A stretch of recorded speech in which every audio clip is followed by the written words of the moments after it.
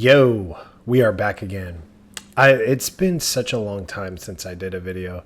I've just been really going through prep like crazy. And I'm not even that tired, to be honest. It's just a mixture of the kids, running the business, and then I will say a little bit of fatigue. And then, sometimes, especially if you're like posting on Instagram, TikTok, YouTube, making a lot of content just gets to be overwhelming for a while. And sometimes you feel like you're just not doing a good job because of views and stuff like that. And that's just kind of where I've been at with making content. And so I really just started making content I wanted to, in a way. Like, I'm literally just filming stuff and posting it up. I'm not planning anything out at all. So I don't know how long I'm going to do that. Probably as long as I'm tired, I'll probably be continuously doing that. But since I've recorded a bunch of videos,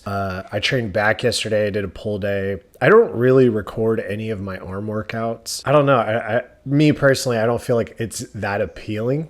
But getting into it, and keep in mind, all of the workouts that I show on all of my social media, I've been doing the same exact workouts for almost over a year now.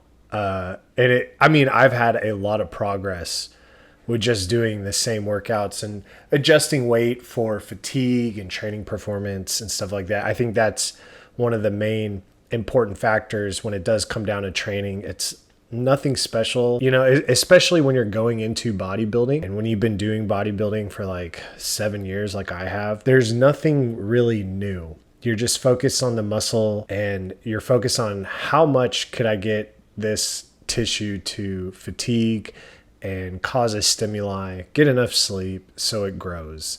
And there's no amount of new influencer workouts that are going to dramatically make you bigger. I'll put them up on the screen. I'm doing a single arm lat pull down. I was supposed to do a supinated grip with this. I ended up doing a neutral grip just because I don't know if you guys have ever had one of those machines where it's the belt. It's not the cable, but it's the belt. So if you're pulling to the side, that belt will fall off of the track. So I was like, I got to do a neutral grip just so I don't break the machine. And then the second workout is a dumbbell row. I was supposed to do, typically I need to do a chest supported row, but if one isn't available or if there is no machine, you could still do a supported row by just stiff arming a chair or a bench. And that's going to support you in a single arm road effort. If you're doing two arms, you're going to need a chest supported anything really. And then the third workout is a low cable single arm row, and you want to do a neutral grip on that. So anytime you're ever doing a cable row, pulling it towards your belly button, when I used to teach it, I used to tell people you want to pretend that your elbow has to grind against your ribs instead of coming out here. I have stupid big rear delts, and that's because all of my pulling motions for years were terrible. I was always pulling out because I was just trying to herc the weight up, and it made my rear delts humongous, and my rhomboids and my lats, they lack really bad. Like I always say, my back poses are my worst poses out there. And then the last one is just a neutral grip lat pull down. I did it with both arms, but you're only doing like 2 sets of that as almost like a finisher. You still want to relatively have it around failure, but it's still until failure. And then today, I just got done like 2 hours ago. I was hitting a leg day.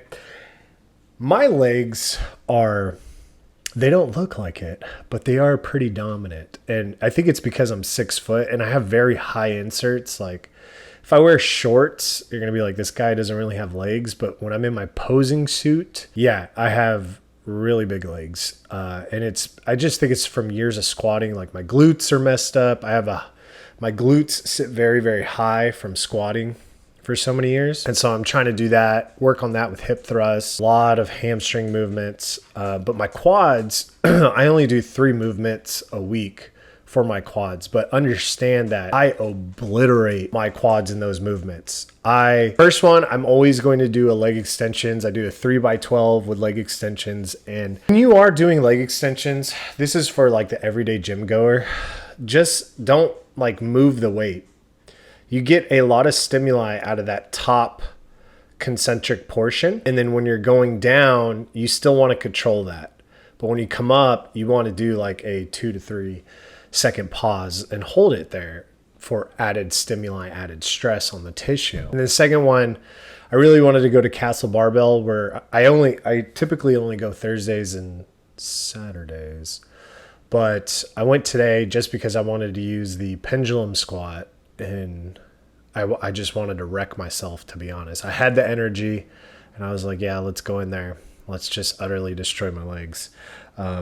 Pendulum squat's really, really cool. If you haven't done it, find a gym that has one. It takes the load right off of your back. It doesn't compress your spine like a barbell, even a hack squat. Sometimes a hack squat will compress your spine a little bit, but it's almost like you can't move your hips around. With the pendulum squat, you have freedom of hip movement, whether you need to go forward or backward, whatever works with your body structure to get the job done. And then also it allows you, since the platform's a little bit it's a little bit inverted, it's going to allow you to get a huge stretch in your quads. And then the last one is kind of a movement I made up. Not really, but it's just a modified lunge, if you will, where I'm pushing off of my back leg, but my stance is very close. So when I'm going into this lunge, my back leg, that knee is in line with my front toe. Okay. That's how close my stance is. And I'm pushing off of that back leg coming up. So a lot of that weight is on that back leg to really stretch that quad out. And I only use it as a last movement. And it annihilates your legs, to be honest. Here's some poses I'm trying to get a little bit better at with my teacup pose. My vacuum's getting a lot better, but that's because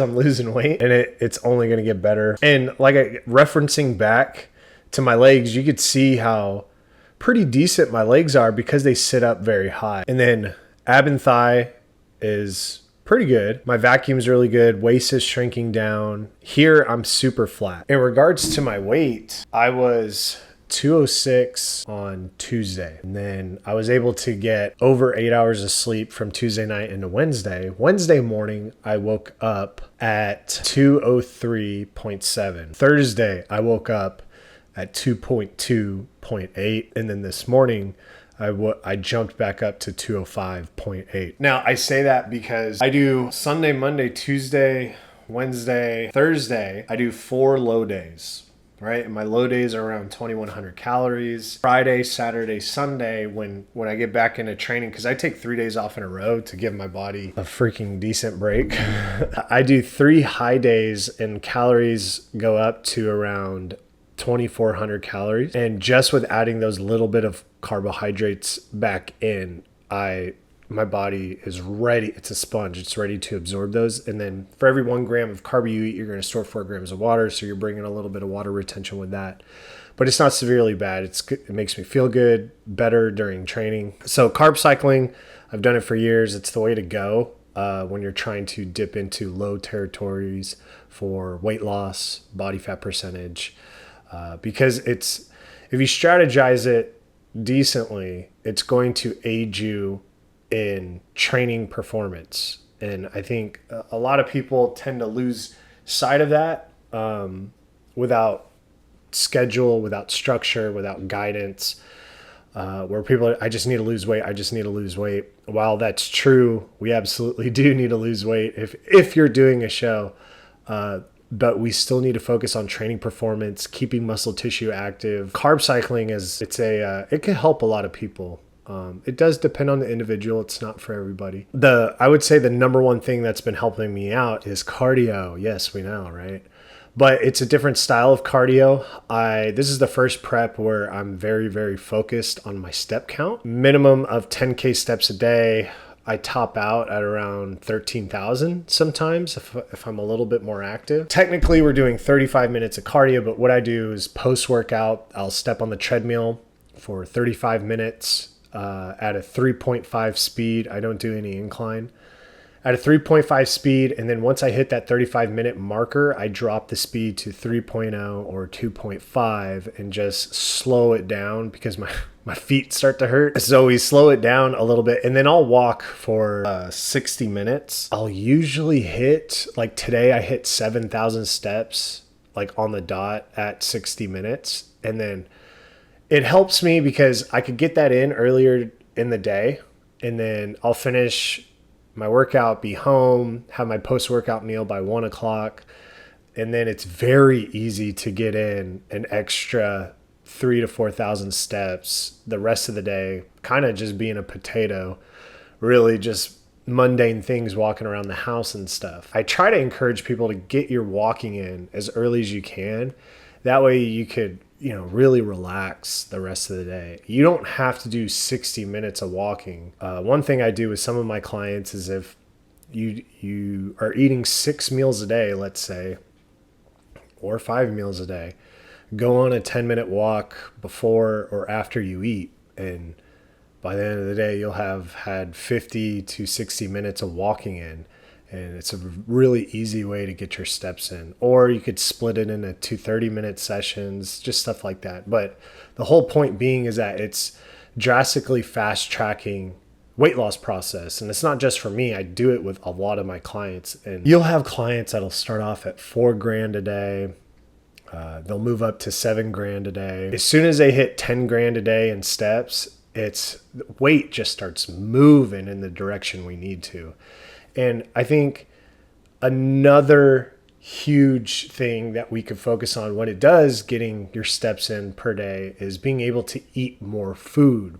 Just being able to get in 10,000 steps a day, it's around 30 to 40 grams extra of carbohydrates you could eat while still being in a caloric deficit to meet your weight loss, whether that's whether that's 1.5 pounds to 2 pounds a week, depends on your deficit. But it's going to allow you to eat a lot more. And when you're able to eat more in a deficit, you're going to be able to train better, which is a huge proponent, right? We're focused on training performance at the end of the day.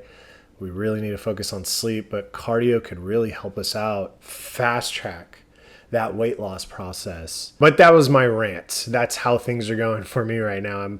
I think I'm 13 weeks out. We'll see. Maybe a little bit more, maybe a little bit less. Ideally, hopefully, knock out 3 shows this year. That's the game plan. Thanks for watching this video. I'll catch you guys in the next one.